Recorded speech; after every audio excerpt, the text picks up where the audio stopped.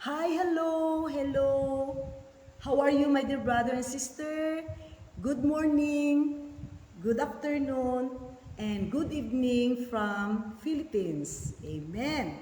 Okay, so once again, this is your covenant sister, Lo Rivera, that always greetings you and praying for you and inviting you to come on our devotion. So we are still in the woman thou art healed and whole. Okay, hallelujah. So while waiting for our brothers and sisters in God's kingdom and for our visitors to come tonight, uh, I'll just to minister each one of you through this song. So if you know this song, you can sing it with me. Amen. Hallelujah.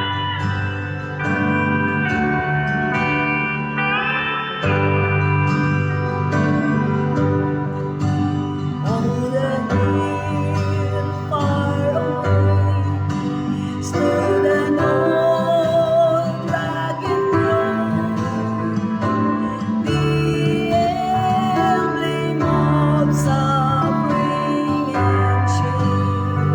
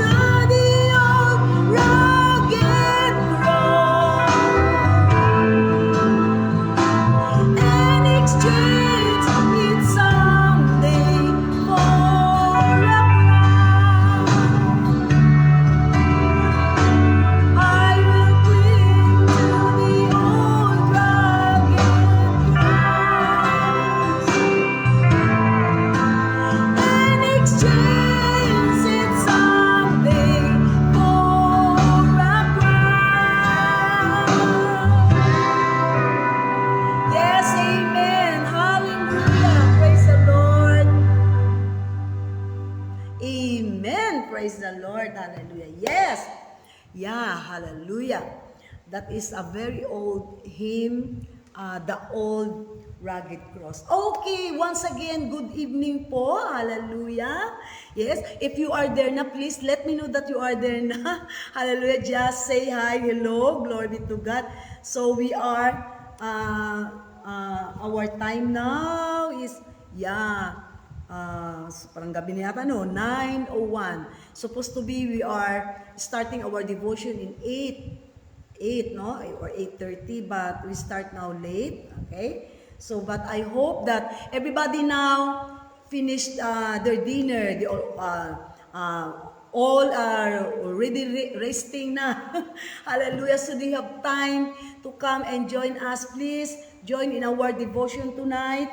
For the woman, thou art healed and whole. And I just want to greet our brothers and sisters in God's kingdom, our brothers and sisters, they're from Otaitana, Thailand. Otaitani, Thailand. Amen. Okay, sawadika, my dear brother and sister, and Kob Konka for always there and watching us. Amen. And continue to pray for each one of you. Amen. Hallelujah. Also for our brothers and sisters from Pakistan. Yan, Pakistan, and our brother and sister there in India, in Saudi Arabia, amen, in Turkey, and in Nigeria, Pastor Daniel Chiniber, also in Morocco, syempre, dito po sa Philippines, they are still here, and also here in Bawang, Philippines, and also in Escalante, Negros Occidental, my birth place. Amen. Hallelujah. Glory to God. So, good evening po sa inyo lahat-lahat. Okay. So, fasten your seatbelt now as we start our devotion tonight. Our theme or title tonight is Appreciate Your Beauty. So, if you have your Bibles with you, please open it with me in the book of Proverbs chapter 31, verse 30. Yes, Proverbs 31:30. Charm can mislead, and beauty soon fades. The woman to be admired and praised is the woman who lives in the fear of God. This is one of my favorite Bible verse. Hallelujah, glory to God. So, we are fascinated with beauty. Amen? So, there are contests of all kinds to determine who is the most beautiful of all. Yeah. So, advertisers spend millions of dollars to promote mga beauty pageants. So, the beauty industry is one of the largest in America. Amen. Women spend huge amounts of money on makeup, fashionable clothing, jewelry. Yung mga plastic surgeons are keep busy cutting and tacking extra flesh, hallelujah, and reshaping features to make people more attractive. Hallelujah, glory be to God, amen. So, in spite of all this attention, what is the true beauty of a woman?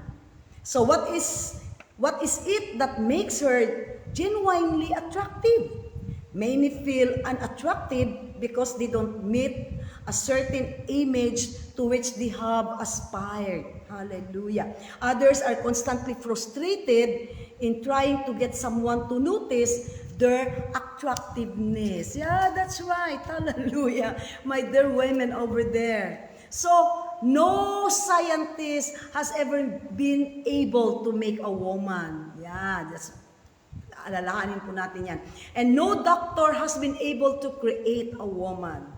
No engineer has been able to build a woman. Hallelujah. However, God has made fine women. Amen. So you don't have to look like a TV commercial or to be a beautiful. So no one stays 21 forever. Hallelujah. Glory be to God. So we must learn to thank God for who we are. Amen. So don't be a silly woman watching television and crying because he doesn't look like the girl who opened up the window in the game show. Hallelujah. So you are not supposed to look like that.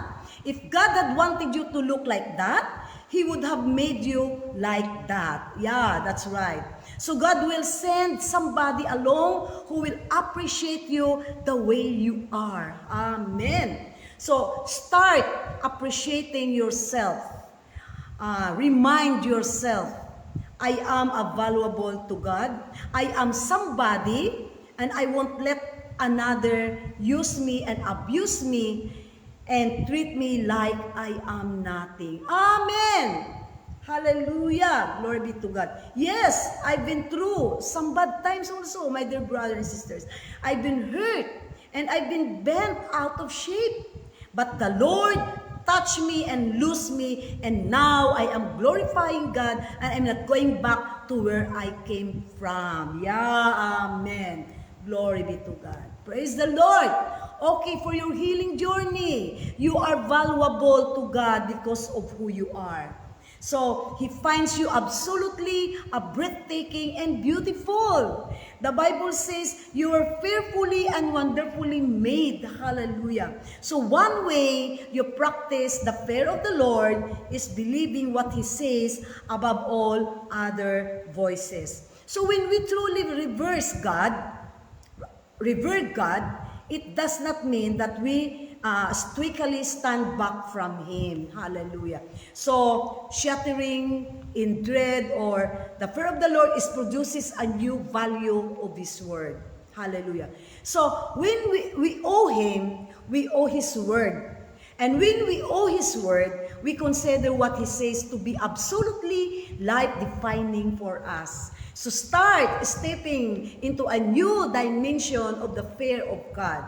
So by believing wholeheartedly what He says about you, He sees you as beautiful. Amen. Hallelujah. Glory be to God. Amen. Hallelujah. Amen.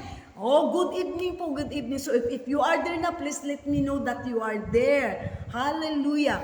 Okay, so we are still in the woman thou art healed and whole.